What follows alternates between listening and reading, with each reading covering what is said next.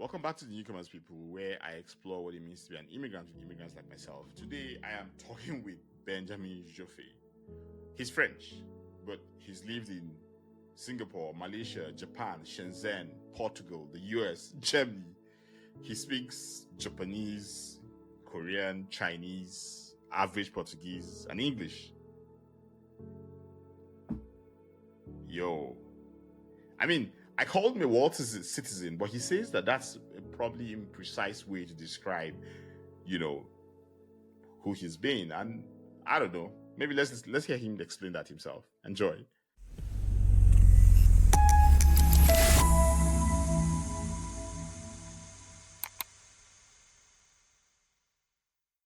So, Singapore, you follow the girl. Malaysia, you want to build a startup.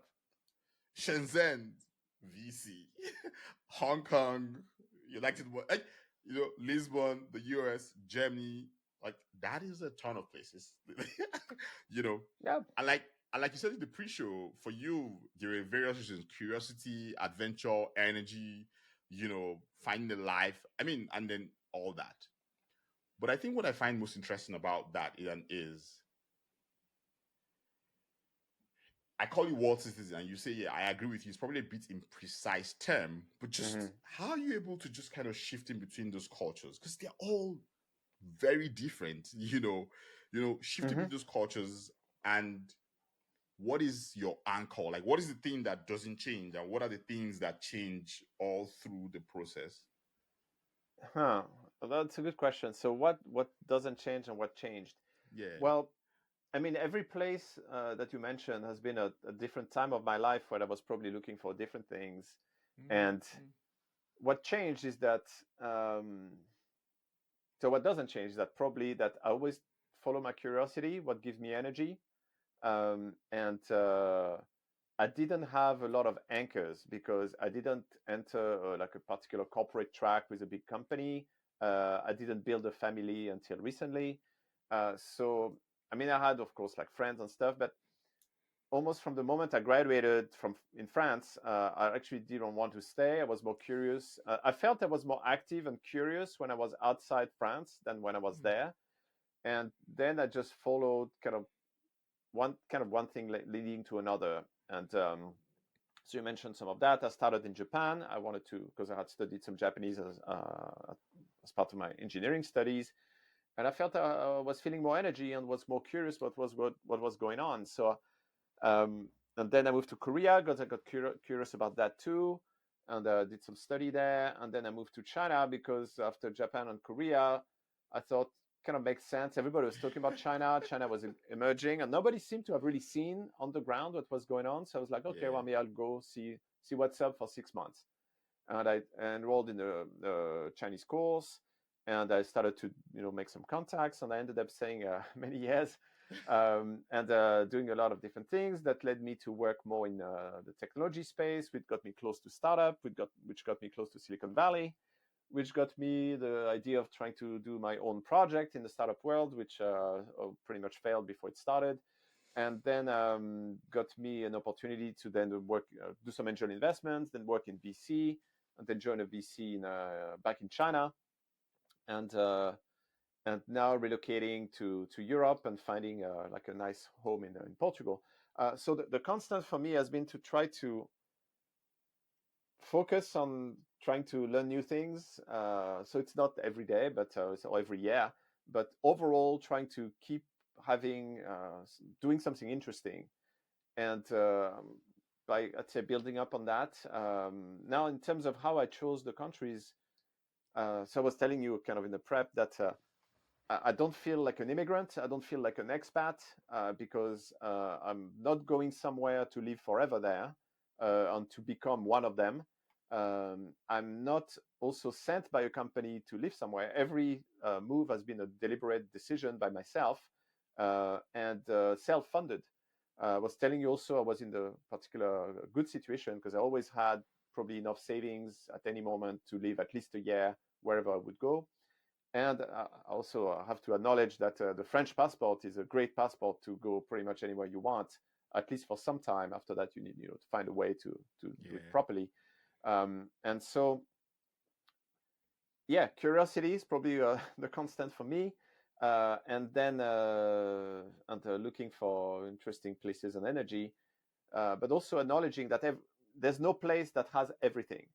Mm. And I came up with some kind of model, so kind of cultural mapping that maybe I step back a little bit. Sorry, it's a bit confusing, but um, I, all of us are born within a culture, and we absorb the codes of those cultures, the codes and values. And those are related not only to our nationality, but also to our social class, or religion, or color, or skin color, or whatever, all the elements that are basically programming us without us having yet formed any personal individual thought. That's kind of the starting point. So let's say you're born in northern India, maybe you're going to be of a particular religion, you're going to be of a particular skin tone, you're going to be of a particular social class. It's going to be affecting your mindset, and you're going to think in a particular way. I'm born in France, I'm Caucasian, mostly Caucasian descent, sort of middle class. And so this is my default programming. And most people just run, I think, most of their life on default programming, and that's fine. They mostly do fine with that. But sometimes you might feel that something's not quite aligned, and that you have this programming, and maybe it doesn't really fit you that much. Like, if you want to do something original, many of the kind of old world Europe are pretty conservative, and I didn't really feel that I was fitting well in the corporate track, or in the France in general. maybe like, I don't care about football. I don't drink much wine or beer. I don't really like a lot of the things that French people typically have in common. That Yeah. didn't really resonate with me. So it's just like, remember the story of those two guys in Norway that became famous techno producers, techno music, electronic music. Well, in Norway, all their friends were listening to like black metal. So they probably didn't fit in. So they moved to LA, and then they became popular there. And but yeah, sometimes you're just not quite the fit, and it's not. I don't think we necessarily choose how we are. Yeah. We Yeah. just dealt that, those interests, that personality. So for me, I got curious about other things, and that's what led me to Japan. But again, I was saying I'm not going as an immigrant, but I'm also not going as an expat, because when I live somewhere, I pretty much put quite some effort to try to understand what's going on. So I try to understand a bit the politics. I try to learn the language. So I learn Japanese, pretty fluent in Japanese. I learn some Korean, enough to be dangerous, and then I learn some Chinese. And in Portugal, I'm also learning Portuguese. And so I kind of dabble in about 7 languages now. And it sounds like a lot, but also I'm quite old, so I had time. So through the language, you also learn the different aspect of cultures around, like even the something like the sentence construction tells something about the culture. The fact that in Japanese, for example, you only know the action word at the end of the sentence that explains the whole thing, but could also negate everything that was said. That's why when you hear translations, they have to listen until the end of the sentence to actually know what it means. It's all a lot of things that is understood in context. In Japanese culture, a lot of things also non-verbal. You understand just by behavior, and sometimes it's very confusing, even for Japanese. Actually, they don't know what to do, and they're like frozen, because they don't have, nobody tells them what to Yeah. do, and they're supposed to know. So all this to say, there are different. What I came to understand is that there's different default values in cultures, and I kind of break it down in this way. I think there's some cultures have a very strong emphasis on success, material success, money, or jobs. And you could say in the US, for example, when you meet new people, it's like, hey, what do you do? Is the first Yeah. question. Whereas in France, it's almost like impolite to ask people what they do. There's a bunch of people I know, I don't know exactly what they do. Um, and it doesn't matter, because in France, the relationships are based more on your personal interest, and there's no assumption that your job is actually a personal interest. For most people, job is kind of something they do, but it's not really their personality. And Yeah. in the relationship of a friendship relation, of even family relation, What matters is what you care about, and not so much your job. So it's very different in the US. So this kind of material success. Then there's things like the importance of family, the importance of your friends, the importance of your contribution and to society and your activity within society. So in Japan, that's very important. Um, and things like culture in general. So I would put like importance of arts and I don't know, pop culture, music, theater. So in France, that's very important. In Japan, that's also quite important. But in some other places, people don't really care about that stuff. Yeah. And then there's things like more abstract, such as like spirituality. Some places are very non-spiritual. Some others are very spiritual.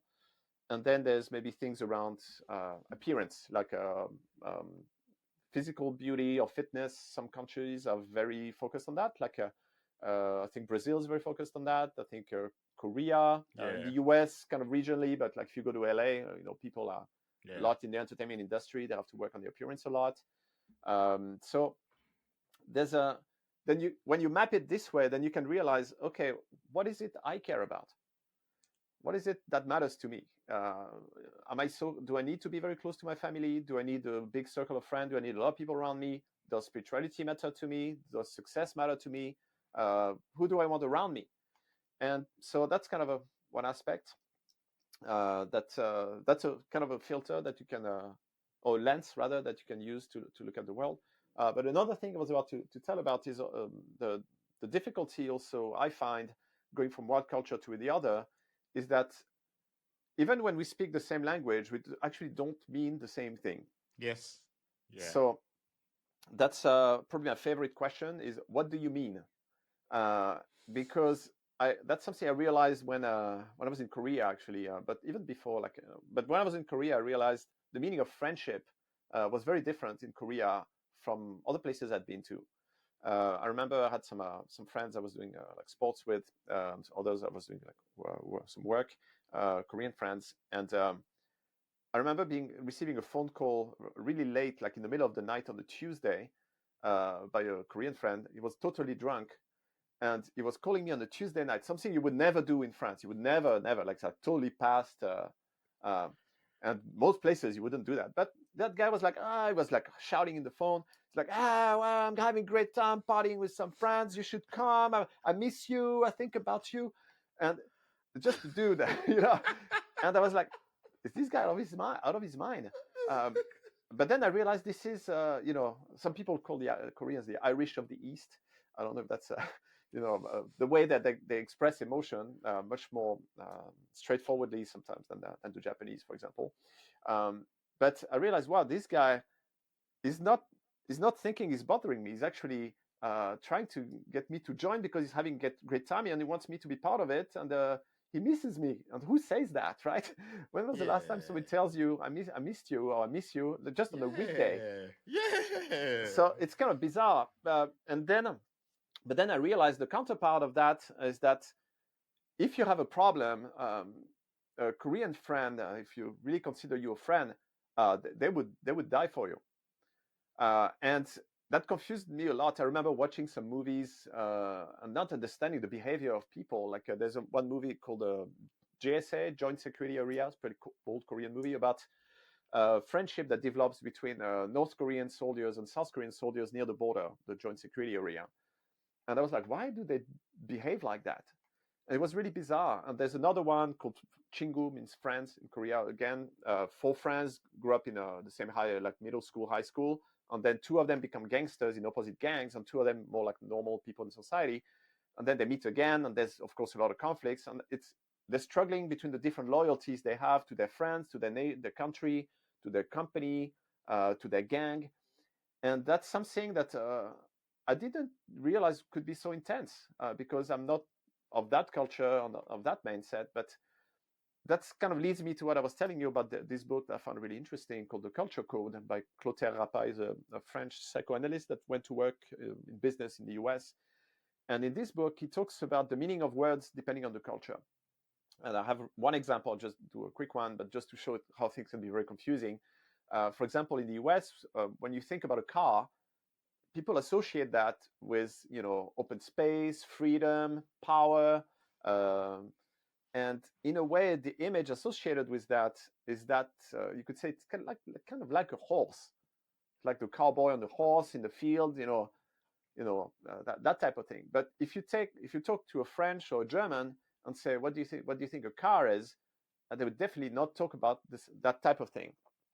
So that's in Germany, they would talk about the engineering. In France, they may talk about the convenience, maybe the status associated with the car.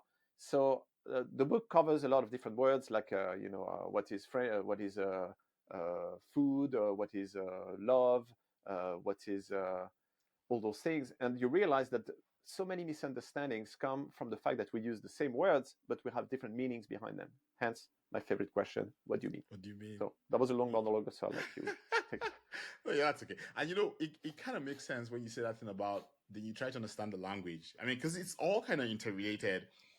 Because I'm just thinking of myself as a Nigerian who moved to Canada, and yes, we speak English in Nigeria, and Canadians speak English, but is really, what do you mean? Because we're saying different things, and is part of you integrating is you just even saying, I want to understand what you actually mean when you say to me, can you come have tea with me? Because if a Nigerian said, let's go have tea, it's probably a very different conversation. If a Canadian said, let's go have tea. Exactly. Is it Netflix and chill? Oh, yeah. If it's in China, if like a government official asks you to have tea with them, you're in trouble. Oh, wow. Yeah, this is the actual expression. And it's actually really bad. It means that you're going to have a serious conversation and something bad might happen to you. It's a strong warning that you need to change something, or you're going to be in real trouble. So yeah, no, absolutely. And in a way, what I noticed is that, and I noticed that also working sometimes with translators or seeing people work with translators, that in a way, when you don't speak the language, you don't assume people mean the same thing. And if a interpreter does a good job, they will give you the context and the meaning through the translation, beyond the words. The problem is that when you start to speak the language, or when you use both English, you use the same words and you have different meanings, but nobody notices. And it happens also within the same culture. For example, you talk to a friend, you say, for example, hey, I'll see you later. Okay, what does that mean? Like, is it in 5 minutes? Is it in 2 hours? I'll see you later. Or like, I remember my cousin when he moved to the US and to New York like many years ago. Spent some years there. He was very surprised that people were like so friendly. And he was like, wow, people are so friendly. Like they say, oh yeah, come to my house anytime. Great to see you and stuff. And one day he decided to visit one of those one of those people. Yeah, you're laughing because you already know what's going to happen. Yeah, but the guy didn't recognize him. He was like, who are you? It's like, because it's not the meaning of the words. It's people in context. People understand exactly what they mean. It means like, okay, you're kind of tolerable. Maybe I'll see you again, but I'm not gonna go out of my way to meet you. Yeah. If people really want to see you, they're gonna say, hey, let's exchange contacts and let's agree now when we meet again. Because even exchanging contacts is not enough, right? Yeah. So there's all those things that you understand. Like for another one I find entertaining in communication is what I call the scale of enthusiasm. French, we're not particularly expressive. Like if something's really great, we're gonna say it's good, right? If something is shit, we're gonna say it's shit. But in the US, the scale of enthusiasm is kind of skewed. So if something is shit, they're gonna tell you it's okay. Yeah. And if something is kind of okay, they're gonna say it's great. But if something is really great, then great is not enough. So they have to come up with like amazing, fantastic, like they love superlatives. But there's nothing almost in the negative. They will never tell you something really very negative. But some other cultures have a very different scale. Like if you go to like Nordic countries in Europe or some other places, they would say pretty good or okay. And that's actually like as high as it goes in their scale. But that can God, lead to a lot of culture. misunderstandings too, just based on that. So anyway, just talking about like some communication aspect that maybe you want to touch over Yeah, other no, topics. yeah. No, it's. I feel like it is because you know why this is so important is that I feel like one of the biggest problems with the immigrant conversation most of the time is that we part of integration or part of even understanding what is going on around you is even just trying to even understand one what does the person mean. Yeah. But I think the other part that is there is implicit in all of that is what are the various contextual blocks or biases that I have that are defining how I'm understanding what that person is saying. Because, so let's say, for example, I grew up in Nigeria. In Nigeria, Mm-hmm. if I see you on the road and we get talking, you're like, Josie, come down to my house tomorrow. I'll just show up in your place, you know. And I'll Or be if okay you're, with that. yeah, and you be okay with I'm that, you're actually like, no, inviting you. yeah, exactly. Okay. Or we are friends and we all live in the same area. Or even if we don't live in the same area, like you live, let's say, you live 30 minutes from me, and then I'm driving to go see someone 50 minutes out. And when I'm done with that person, I'm just Mm-hmm. going to drive by your place and park my car, knock on your door, and you'll see me and you'll be like, oh, what's happening? Where are you coming from? Oh, I went to see Oh, XYZ and I wanted to, and then I'll stop it's by much your more place. spontaneous and And it was welcoming. fun. Yeah, exactly. Mm, Then you come here. It's a very different thing. Like one of the for first things I sure. struggle with here is that every single thing is in a calendar. Like you have to, like I have a calendar. I want to see a friend. Oh, Mm, we're gonna put a calendar together and we'll both agree. I have a coffee meeting with someone, just a coffee chat to just chat with the friend. mm, We have a calendar invite for that thing, for that coffee chat. Like for me, that used to be weird, but that's the culture, mm-hmm, and it's just understanding the context within. It's mm-hmm, understanding that aside from just saying what do you mean, there's also mm. just even understanding that you yourself are also battling with your own cultural codes Yep. that have defined your life for a pretty long time, you Yep. know. And I feel like that's even one of the hardest things to deal with. I mean, aside from all the other things you deal with, but just Mm-hmm. that thing dealing with that cultural switching in Yep. between, Yep. it's like it's a battle because you're like, Yeah. okay, what are they Yeah, I saying? think understanding what people mean is hard. I'd say the advantage of having lived across different cultures, is that you make less assumptions, and you're like, okay, what is going to be here? Is it going to be more like that, more like this? And then you see what it is. Like, for example, when I moved to Portugal, pretty quickly I heard, okay, Portuguese are pretty often late. But when I was in Japan, people were on time. They were actually early. you know, to be on time, you need to be early. Yeah. So then I was like, okay, well, I'll adapt to the local style here.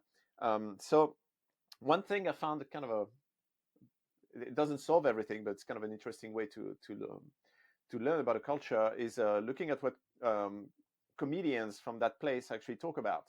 So when I Interesting. travel, I like to go to stand-up comedy shows, local shows in English if I don't speak the language, and generally you have a mix of local people and foreign people that do shows.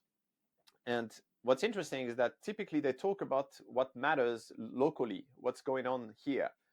And like I remember in India, I went to a comedy show in Bangalore. I was the only like Caucasian in the audience, and fortunately it was in English, pretty understandable. And they were making fun about business process outsourcing, people from Mumbai, and some other stuff and family stuff. So I realized, okay, family, and there's some rivalries between cities, and it's interesting. So the only thing I missed, that all the punchlines were in Hindi, so I missed all the punchlines. But it tells you a bit what matters to the people there, and that's something that comedians can talk about that normal people We can't talk avoid. about. Yeah. So so here, like it's a lot of things around like jobs, or like in Portugal, there's problem with jobs, real estate, the government, everything being kind of not working as the way it should, and um, and yeah, you get a sense of what's happening through the the, the court jesters, right? The Mm, one speaking the mm, truth. mm, Um, mm. so I find that's one way, but maybe that can lead to a point about what do I do to kind of I don't. So I'm not trying to integrate. I'm not trying to become one of, Yeah, but I want to. I'm happy to be kind of a bridge between bringing some stuff from where I'm from and meeting people halfway where they are. So I try to typically do some sports in the local club with our local people. I try to learn the language, so I take some intensive lessons for some time until I get enough to go around, and yeah, even if with a lot of mistakes, doesn't matter. And then yeah, comedy is also a good one, and then trying to join a variety of groups, activities, experiences, events to just get a sense of what's going on, and try to also pay attention to the local celebrations. There's Day of Children coming up. There was Mother's Day. There's the like a liberation, not Liberation Day, American one, but kind of a local Liberation Day in Portugal, and the festivals. So Portugal has a lot of festivals related to religion because we're a pretty Christian yeah, country. yeah, Learn about the history. I like to go to cultural museums, history museum, art museum locally, and that through that you can learn about the culture. Portugal has its heydays like 500 years ago, the age of discovery. They went all around yeah, the world. They had a bunch of explorers. They started to do a lot of awful things and bring a lot of money back. Um, but that was kind of the golden age for Portugal. After that was a kind of slow decline, and today is not doing like super fantastic in Europe. But yeah, I think this is how you can get a more richer picture of where you live. I try to understand a bit what people talk about in TVs and movies. I think that's also a great way to yeah. I access found culture that and too. language. Yeah, Like in Japan, I was living next to a video store at the time. Video store existed, and I remember there was this guy. I was missing a finger actually in the video store, and I was asking him for recommendations of movies that were not foreign blockbusters. I was like, okay, what do you recommend as a local movie? And then I just took almost any recommendation he would give me, and that got me to discover directors and movies that were not well known outside Japan at all, but were really good, and sometimes were so interesting that I would watch them several times to even try to acquire the vocabulary. So that I think that's one way. Like, if you want to, like, there's many entry points in the culture, uh, and if you find something you like in the movies, literature, art, theater, sports, whatever, it's an entry point, and everybody's different, so everyone will find a different entry point. yeah, yeah. And just to kind of keep the conversation going, or to ask this question directly,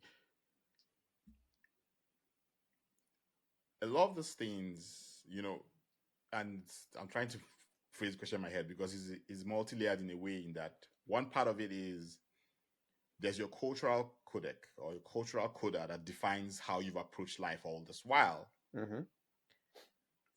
and then moving across countries. But now you have a young family. So Yeah. how you managing that? Like, are you still looking at it from that level of, okay, you know what?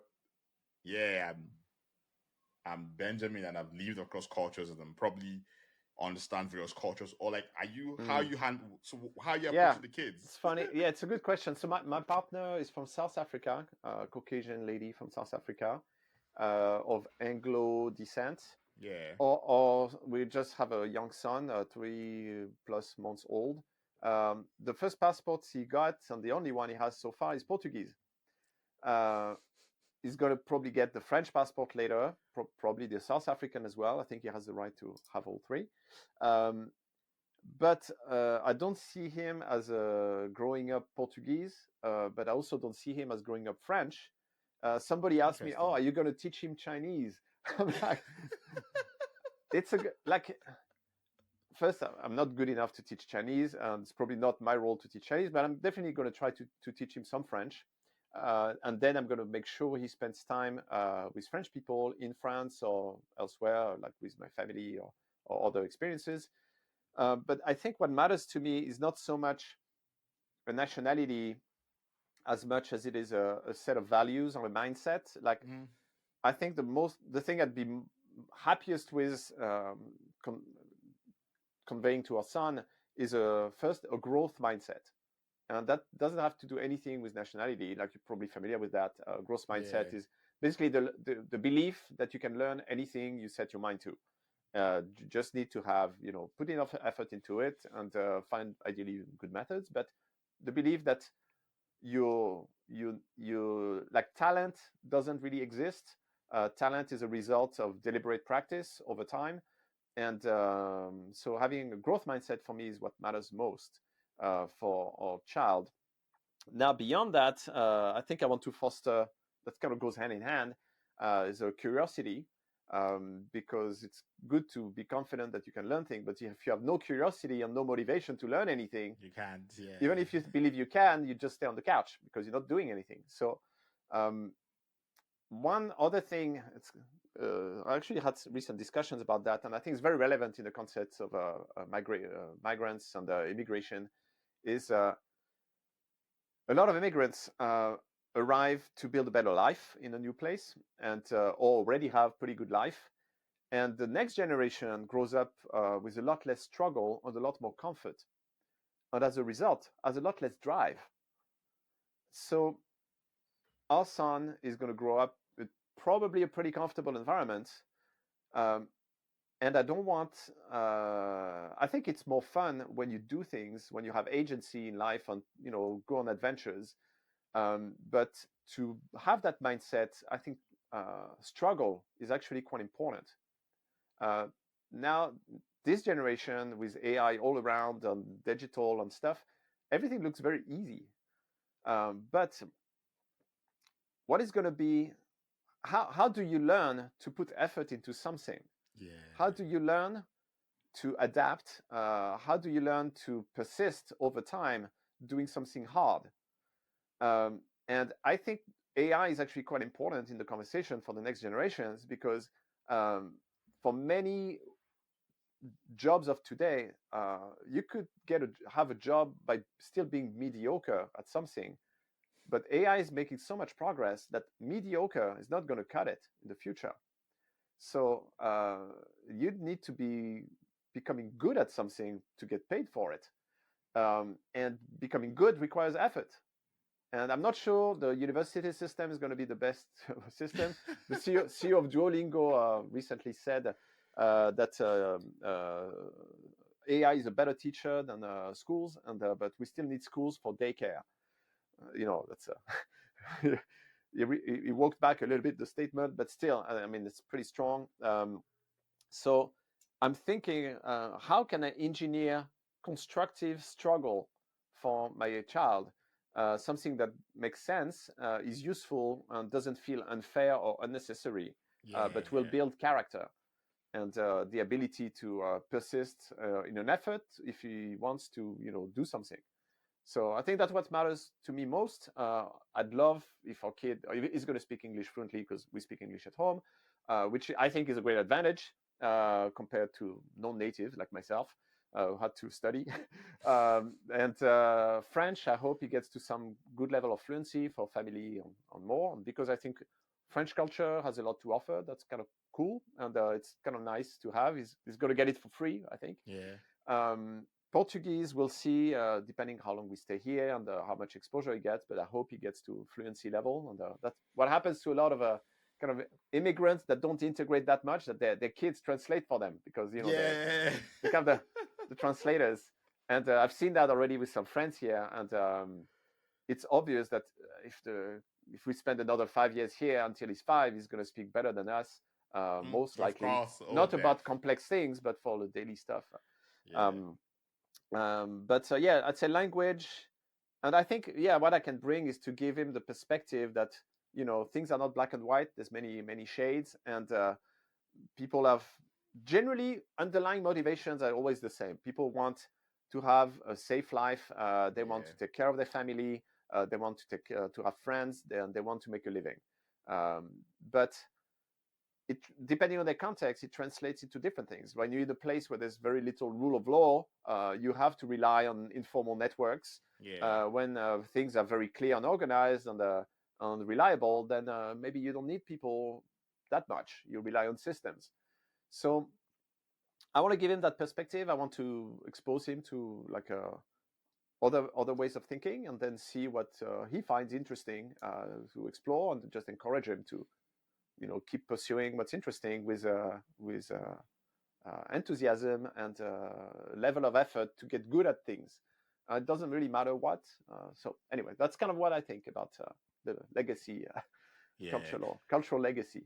Honestly, if you find a way to, if you build a model to be able to pass on that constructive struggle, please share with Mm, me, because I feel like if you talk to a lot of immigrant parents, like a lot, mm, that's a big thing you think about, because you're right. You come with all the fire and the zeal, because to you it's like, mm. especially if like some, for most immigrants, it's like you either fail, you have to fail forward. There's no, Yeah, you don't want to go back. Is you have to just kind of fail and fail forward. So yeah, it's a great driver. yeah, so it's a great drive. It just keeps you going. But with the kids, like they literally start from. Sometimes I look at my first kid moved here when he was 4. Mm, So I say to people that he has no Nigerian thing in him. Like he left mm, Nigeria too early, came in here. He didn't really school in Nigeria. Like he mm, was in the daycare. He spent most of the time with us. We homeschooled him at some point. So when mm. we moved to Canada, he just started with the school system here. So Yeah. I said, you can't really call me a Nigerian kid. Like, yeah, he was born in Mm, Nigeria, but he's lived here 4+ years now. At this point in time, he's literally by the time he stays here another 5-6 years, this is not like Nigeria is just someplace grandpa and grandma live, and yeah. he'll visit at some point. So there's something that he misses along the way. But again, is you also don't want to say I want to stress the kid because I want them to learn that struggle is good. Like No, you yeah, know you you want to provide kind of a little bit like you want to let them climb some trees, but tell yes, them if you fall, Papa will catch you, yes, something like that. exactly. That's the And is some that balance. or you want to let them skateboard and say, well, skateboard, and yeah, you're gonna get hurt, but I'm not gonna stop you because it's a lot of fun, you know. Mm, yeah, And yeah, I mean, I hear what you're saying about like how do you define your cultural identity once when you grow up in a different country from the get go. And I've seen that a lot. Like for example, second generation going back to Japan or Korea, China, and they arrive and they actually know nothing. They sometimes don't even speak the language that well, or yeah. not at all, and they realize they have no idea what's going on. They really just in Asia people call them bananas, uh, yellow on the outside, white inside, and then you have the opposite. So I was called an egg, so a bit Culture is white on the gosh. outside and yellow inside. Because in Japan I spent a lot of time, and I know my way really well, so I cannot blend in visually, but I can really blend in behaviorally. I can solve almost every situation I encounter smoothly and make people feel comfortable. So yeah, in a way, like I consider, like if you think about cultural identity, you could say it's kind of a you have different. It's a little bit like a video game where you have like different levels in different things. Mm-hmm, mm-hmm. So in French cultural identity, I'm not 100%, because there's a lot of stuff I don't know about France because I've been away for so long, and that Yeah. some things I never cared about. So I don't know, 80% French, but I'm also, I don't know, maybe big claim, maybe like 40-50% Japanese, because I spend a lot of time understanding what's going on, and I have a lot of references and I can speak, and but I'm not Japanese, but I understand what's going on. And Yeah. maybe I have, I don't know, 20% Chinese and 15% Korean and maybe 20% Portuguese here. So it adds. It's not Yeah. like in Japan. The when you have a mixed race kid, they call those mixed race half, and I think that's kind of unfair because they're more like double than half. They have maybe Yes. maybe they're not having 100% of each culture, but they definitely have more than half of each, Yeah. and that's a huge advantage for them. In some cases, you have somebody who looks kind of mixed race, but is actually grew up entirely in the Japanese system, so they functionally 100% Japanese and maybe have almost Yes. nothing of the other culture, but visually Yes. they look very different. Different, yeah. So there's all those different nuances that are difficult, and for people it's a bit bizarre to reconcile visually because some countries are very diverse, like America, Canada, are very diverse visually, but in some other places it's not at all. In Japan, in China, in Korea, was definitely a very tiny minority. In some places, people are very not used to see white people. If you go to some like smaller towns in Korea, people look at you like that, or in China, take photos of you. And I remember also filling some forms, in Malaysia, and they even ask questions that didn't come to mind. In France, it's actually illegal to ask people about religion. It's illegal because of Second World War and the Nazis and Jews and stuff. So you cannot profile people like that. But in many countries, when you immigrate or you just enter with a visa, they have immigration form, all kinds of form, and you put, okay, what's your religion, what's your race? And in France, no, it's a no. But in Malaysia, they had this form, and they ask you, okay, are you Malay? So it's like, I'm not Malay, because Malaysia is 60% Malay. Are you Indian? I'm not Indian, so it's 20% Indian. Are you Chinese? Because it's 10%. So if you're not neither of those, you're other. So Oh. I was other. But what's really funny is that you'd be other too. Exactly. And Me, it's so you, different. a Japanese, would be other. So there's like and it's interesting. I mean, it doesn't matter to me really, unless there's like some segregation. Actually, in Malaysia there is, because there's the Malays have particular treatment. That's called Bumi Putra, and they have access to particular jobs and loans and all kinds of things. So it's kind of, you could say, institutional segregation.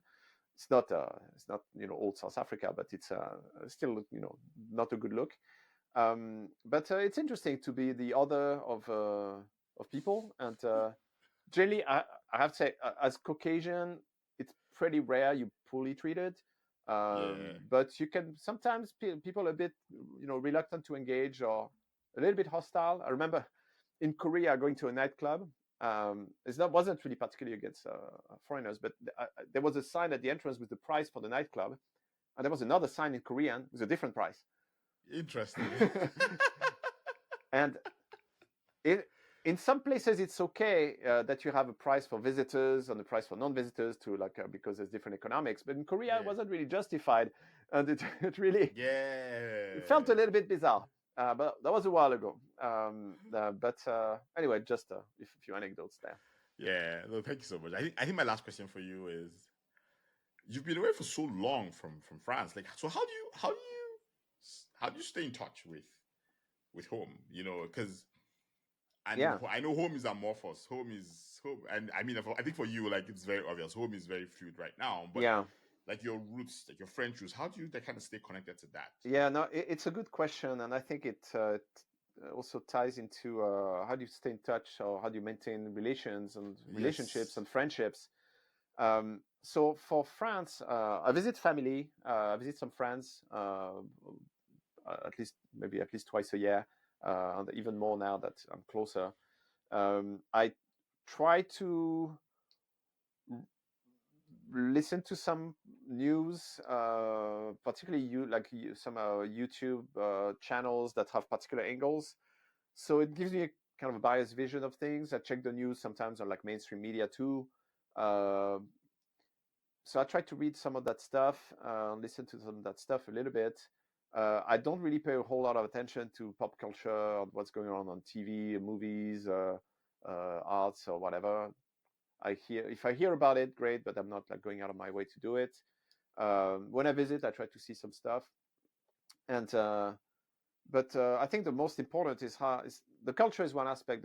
I think the people is really the key, and I try to put some effort into maintaining friendships with a few selected people that I go out of my way to visit, um, and to see fairly regularly, because I think maintaining friendships over decades requires deliberate effort, Yeah. and the payoff is great of having people who know you, who've seen you over many years, and you can rely on, and where things are easy.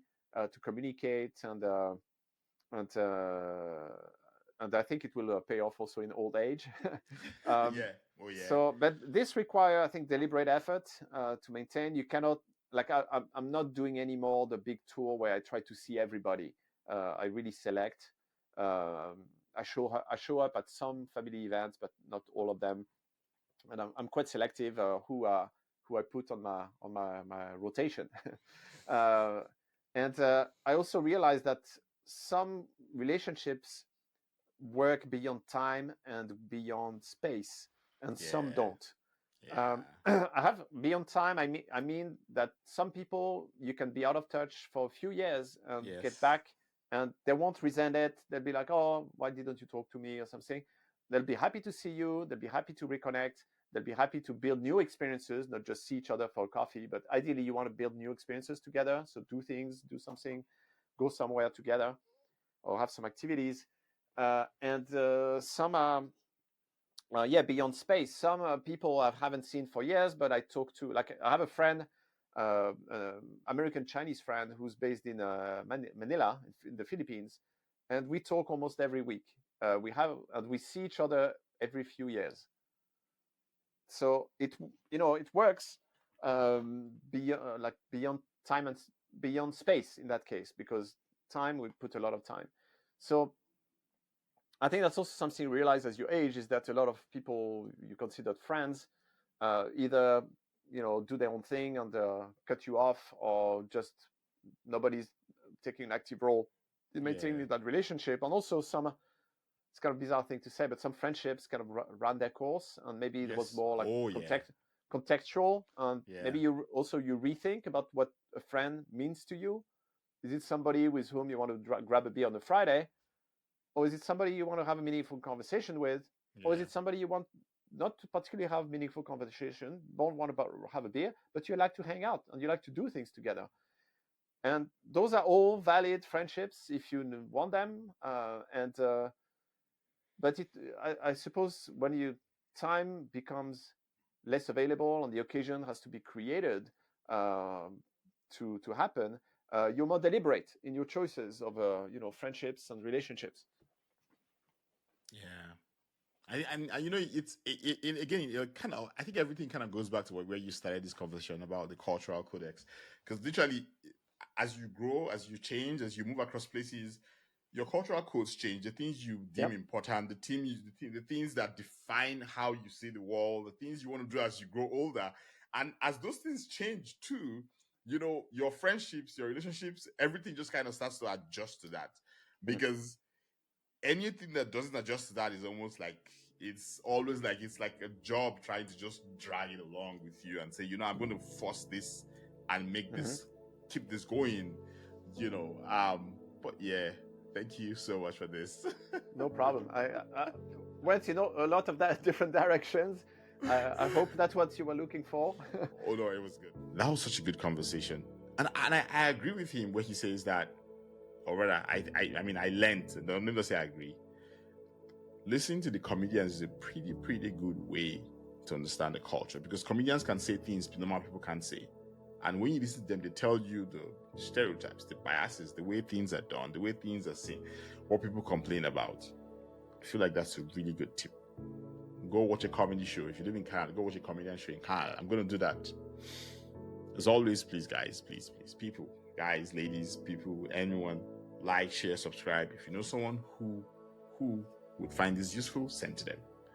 If you know someone we should talk to, send them my way.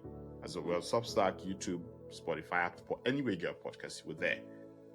Audio, video, you'll find us. Thank you. Ciao.